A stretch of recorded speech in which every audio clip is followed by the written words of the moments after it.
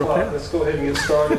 April is on her way. She is stuck in traffic, so if there are any legal matter questions from the body, we will hold those until Ms. Danielson arrives. We will walk through our agenda for Monday night.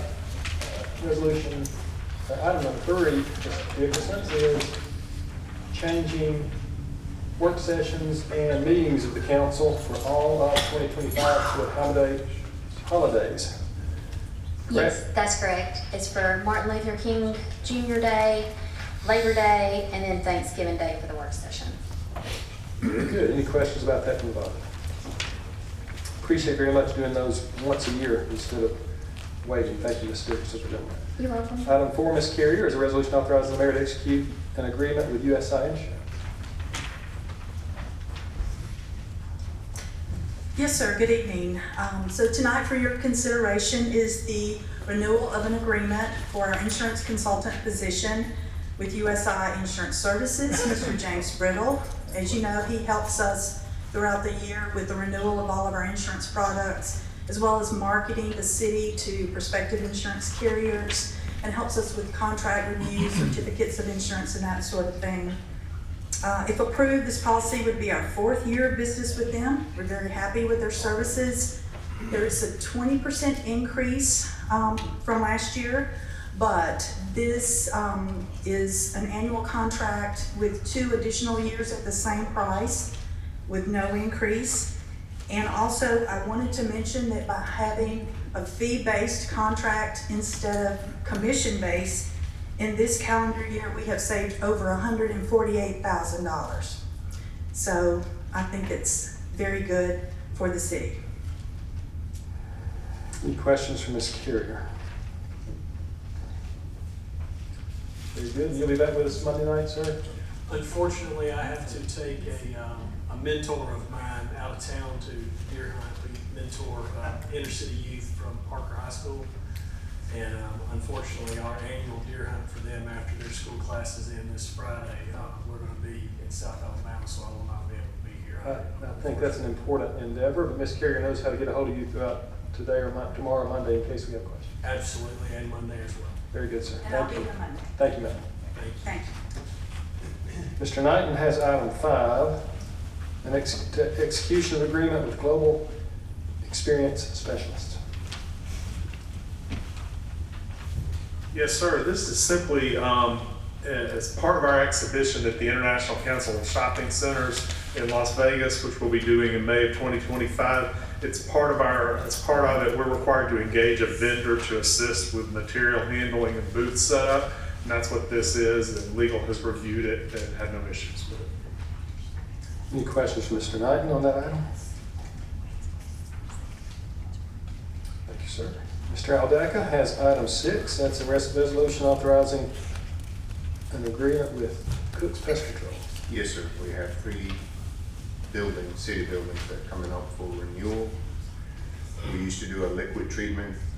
We are no longer acceptable to do liquid treatment, so we're doing the Centricon system, and Cook's Pest Control came out the best price for the city.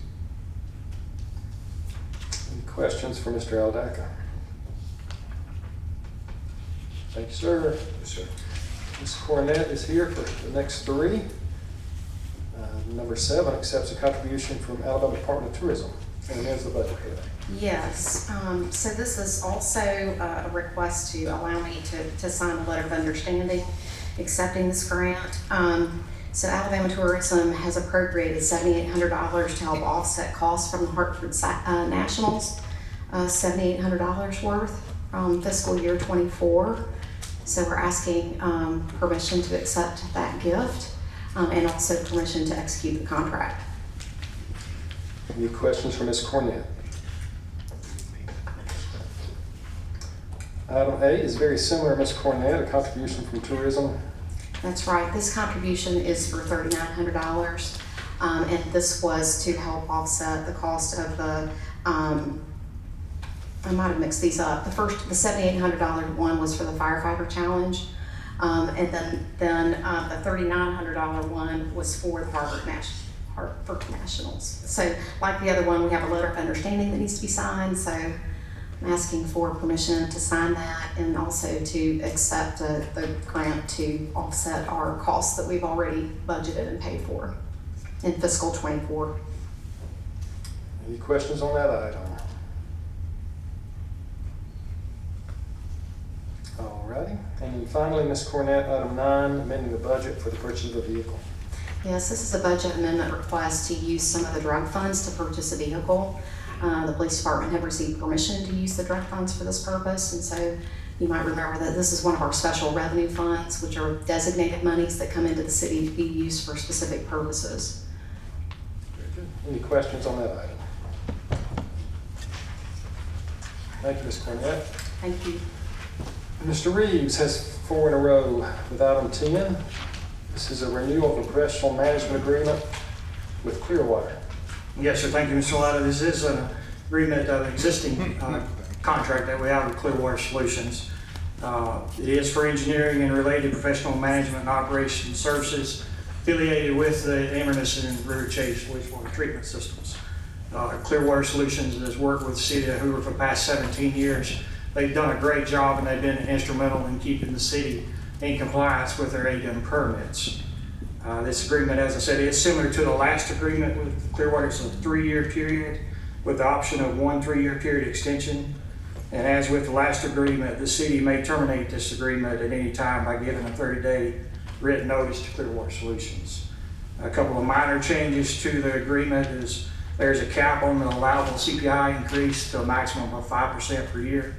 And we have increased the line cleaning and TV inspection requirements from 10% to 20% per year. So that's about 90,000 linear feet per year that they will be looking at and inspecting for us and cleaning. The fees associated with the agreement are currently budgeted in our fiscal year 25 budget, and it has been reviewed by the city attorney's office, and everything is good to go. That covers services at both plants, correct? Yes, sir, that's correct. That includes both plants, just a summary of the information. And Mr. Welch with our office is here as well if you have any questions for him. If I screw anything up, Jason, correct me. But it's 86 miles of gravity sewer. There's 12.5 miles of force main sewer line.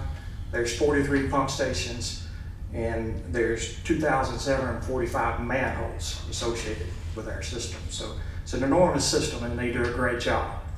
I will commend them. They've done some internal incentives to keep 2 gentlemen with them. We have Tori Jones, he's their vice president of operations here with us tonight, and Brian Collins, he's area manager for Clearwater. We have 2 gentlemen that have worked. One of them has worked in our system for over 20 years. His name is Mike McCary, and the other gentleman is Nick Hammock. He's been working with Clearwater for over 10 years. And both of these gentlemen, they've put incentives in place separate from this agreement to keep these gentlemen in place. Their institutional knowledge is invaluable to the city. So I just wanted to mention that. They do an excellent job, and we're excited about continuing this agreement with them. Very good. Any other questions for Mr. Reeves? I had the opportunity to tour a plant a few months ago. I'd never before seen one. It's quite enlightening.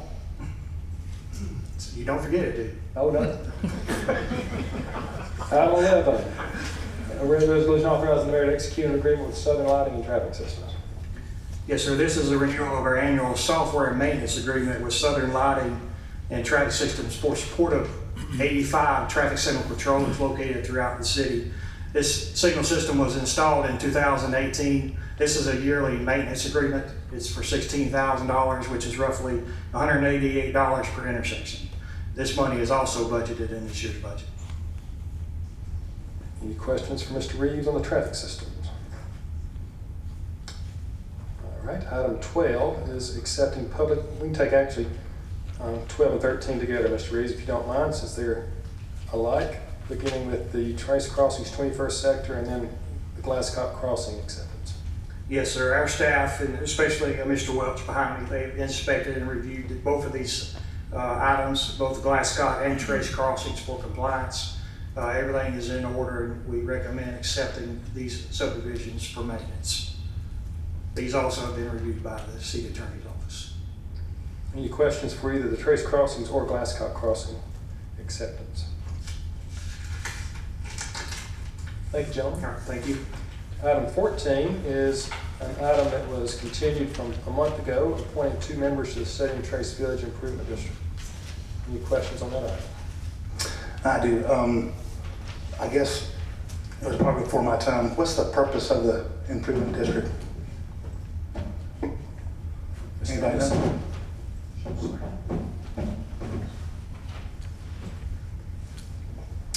It is my recollection, excuse me, that this district was actually created to, actually, pay for improvements to that area, and that there were actual bonds issued by the improvement district, following construction to do further construction. I'm not sure what they were because we were not actually part of that since it's an independent board. Okay.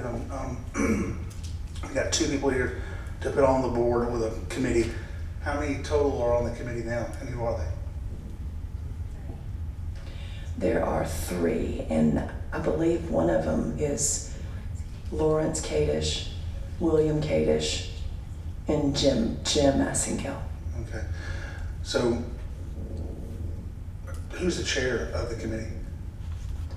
I'm not sure that we know. Do we know, Wendy? We believe it to be William Kadish. Okay. So, who on the body made the nominations for these people? By the way, the people on there are great people. I know them very well. Just understand the process. Is this something that the chair does, or something that the council does? It's something that the city council does. It's very similar to the park board. It's just another type entity. So is Mr. Kadish involved in this process at all? Was he aware? This is a city council, election. I'm not sure whether or not he was involved or not, but they would not be involved. It would be up to city council to actually elect for that. So by statute. By statute. So they can't elect their own board members. The council has to. Correct. Or appoint. Okay, thank you. Any other questions? Item 15, Mr. Martin. Resolution extending the temporary moratorium on certain business taxes. Yes, sir. Over the last several months, various members of city staff, including planning and zoning, the police department, revenue, as well as members of our legal team have been meeting and working towards putting together an ordinance dealing with vaping and CBD usage within the city, not only to try to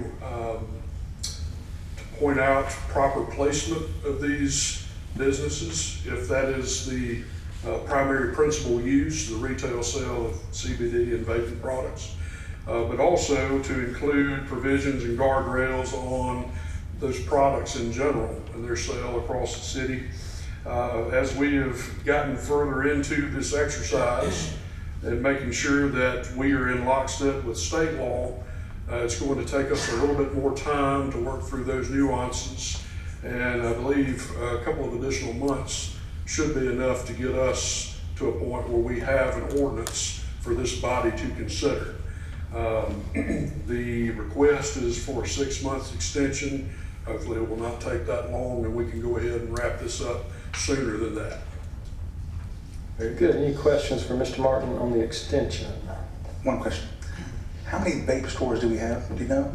I think we tabulated somewhere in the neighborhood of 20 or so across the entire city, give or take. Well, I know Chief Durzis and his team informed the council and individually and collectively about what was going on, so kudos to you on that. But just to make sure, Chief Durzis, this does not include premium cigar shops, correct? Correct. Thank you. Mr. Swiney, any questions? All right. 16, Mr. Martin, is for a regular agenda resolution for the abatement of weeds. We're almost through this season, but Hopefully, a little bit more frost and we can knock these the rest of the way out. I do not have an update at this time for this address stating that it was taken care of. We will have an update for Monday night to ensure that we have the latest and greatest information for you guys. There's still hope that another weekend will knock it out, but I think we'll be back Monday night to deal with it. I had a question earlier in the week about this address. Google's showing it as the Masonic Lodge. But the Masonic Lodge is in good shape. So is Google wrong, or do we know what this lot is? I can certainly double check. Okay, if you would, please. Google could be wrong on that, but it's showing us lodge. Any other questions on that item?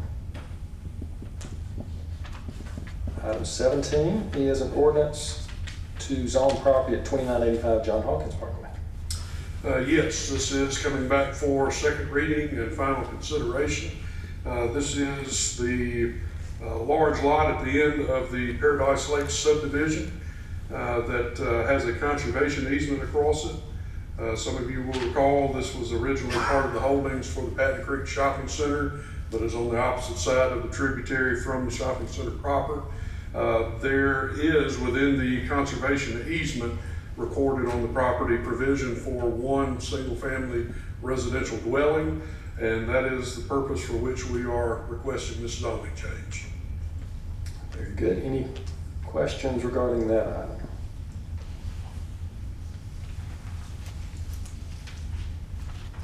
Very good. That's all for this evening. We will be back at 6 o'clock on Monday for a potential vote on these items. Thank you all for being here.